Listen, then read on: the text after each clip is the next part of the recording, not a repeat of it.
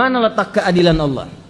Kalau ada orang beriman berbuat maksiat saat di dunia, kok bisa masuk surga saat di akhirat?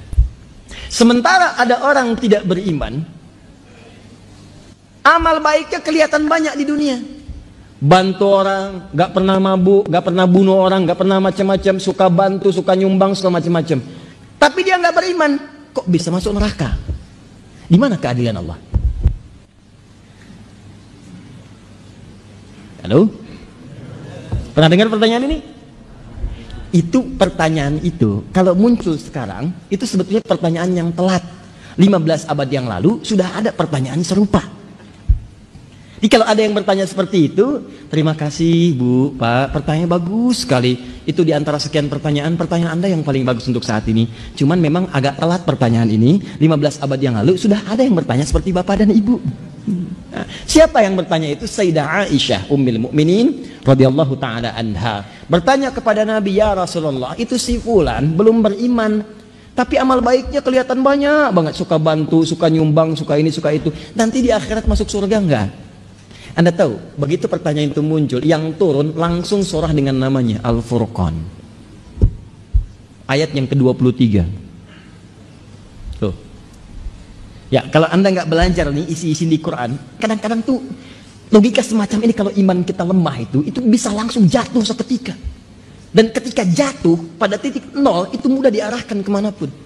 Banyak orang di brainwash kemudian, jadi pindah kemana aja. Bahkan nanti bisa keras, bisa kasar, bisa tembak orang, bunuh orang, kerjain ini, kerjain itu.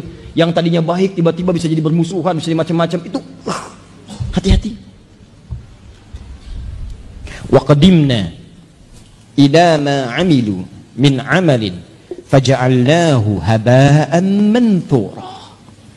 Quran surah ke-25 ayat 23. Dilihat sini. Saya berikan dulu petanya. Gambaran singkatnya. Kita tinggal di mana sekarang? Di bumi? Oh? Kenapa? Oh, ya sudah. Kalau sudah tidak ada harapan untuk kehidupan di bumi, maka saya sarankan pindahlah ke Bekasi. Karena banyak sekali harapan di Bekasi. Harapan Indah, Duta Harapan, sampai ujung harapan.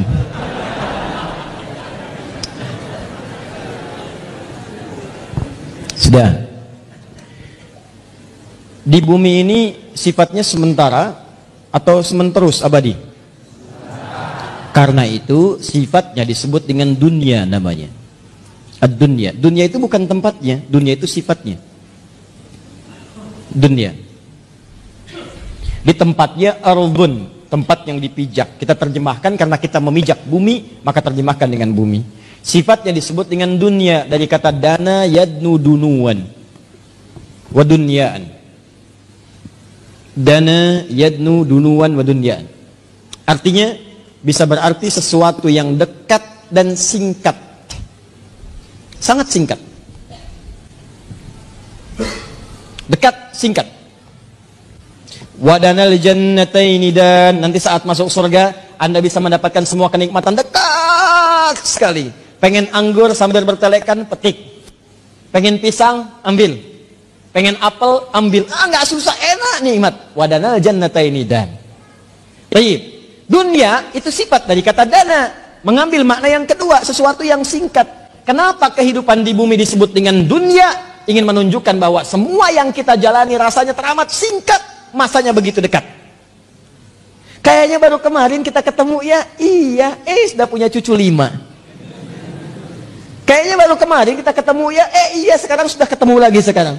Kayaknya baru tadi pagi kita merencanakan taklim, hari ini sudah ada di sini. Kayaknya teman-teman sekalian, dan terasa begitu singkat. Singkat, kayaknya baru ini, kayaknya baru itu, dan semua sudah berlalu cukup sekian lama. Kehidupan di bumi itu semuanya singkat, karena itu disebut dengan dunia sifatnya. Jelas di sini? Walaupun bahasa Al-Qur'annya disebut dengan ardun tempatnya. Ardun itu setiap tempat yang dipijak. Nah, karena kita memijak bumi, maka bumi disebut ardun. Kalaupun Anda sedang misal jalan-jalan atau yang ada kegiatan lain keluar bumi. Misal saya tahun depan mau liburan ke bulan, Nah, begitu Anda menginjak bulan, maka bulan pun menjadi ardun. Ardun, bulannya bahasa Arabnya komarun. Komar itu bulan, badrun itu purnama. Cuma ketika Anda keluar dari bumi memijak bulan dan menetap misalnya dalam beberapa waktu di situ, maka ketika Anda pijak itu menjadi ardun bagi Anda. Kalau sudah jadi ardun, maka tetap berlaku hukum zikir kepada Allah Subhanahu wa taala.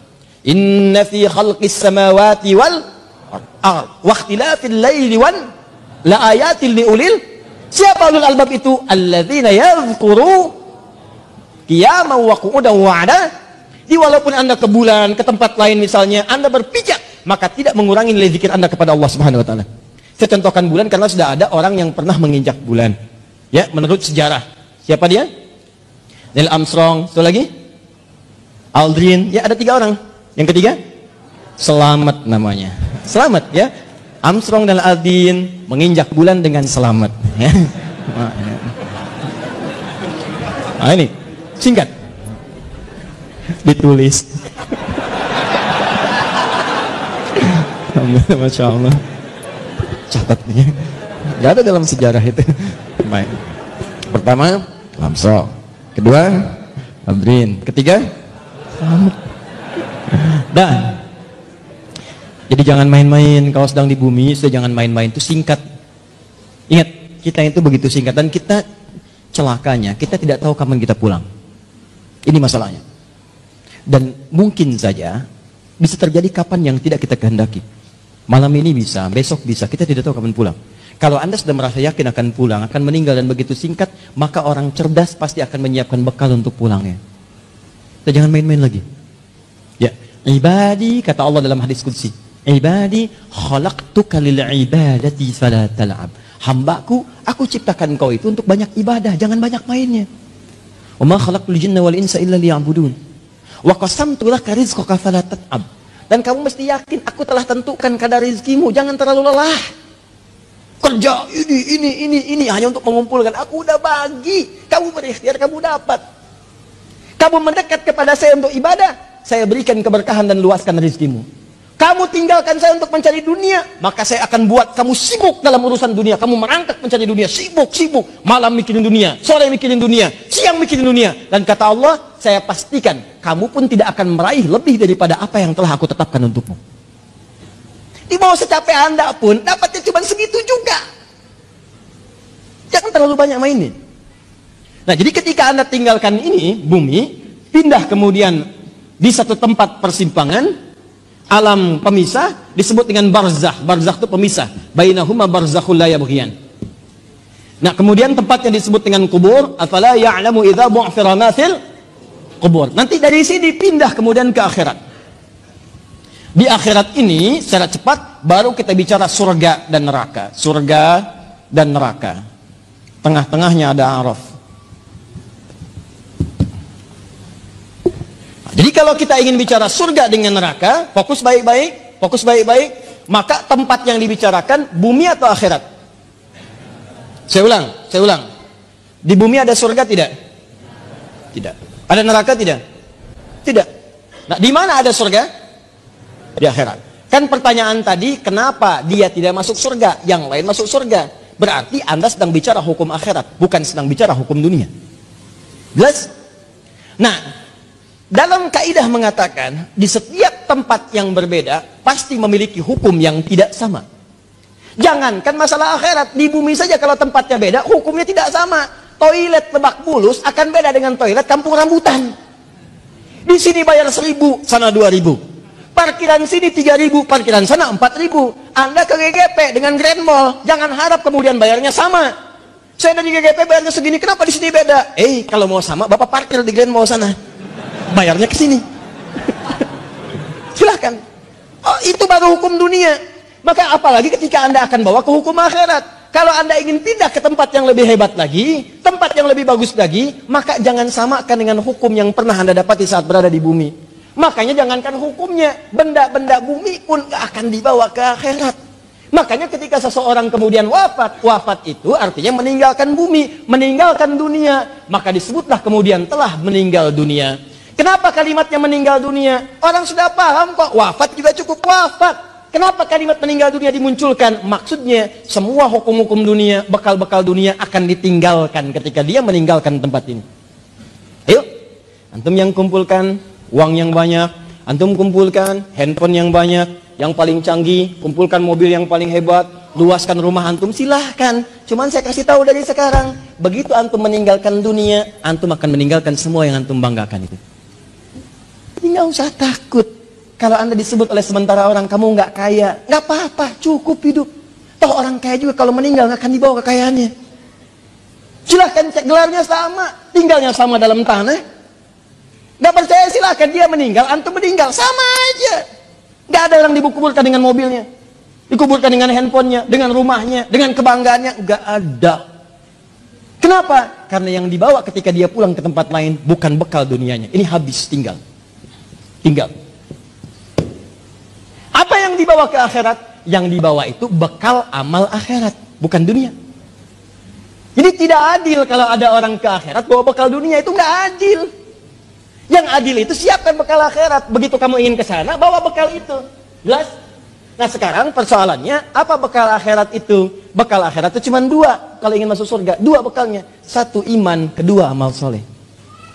Iman plus amal soleh. Gini caranya. Saya ulang. Satu iman, dua apa? Amal soleh. Buka Quran surah kedua Al-Baqarah ayat 25, paling kanan sebelah atas.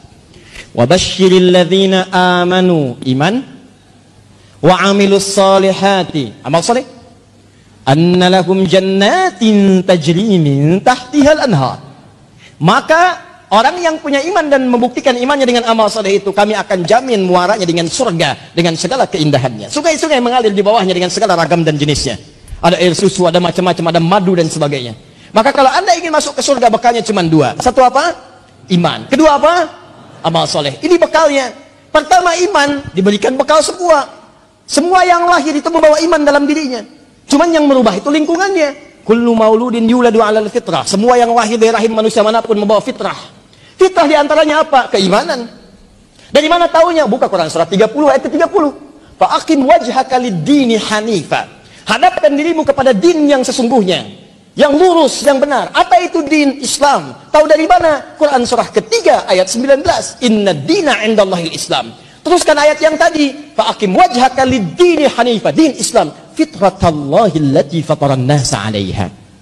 Itulah fitrah yang Allah berikan pada setiap manusia.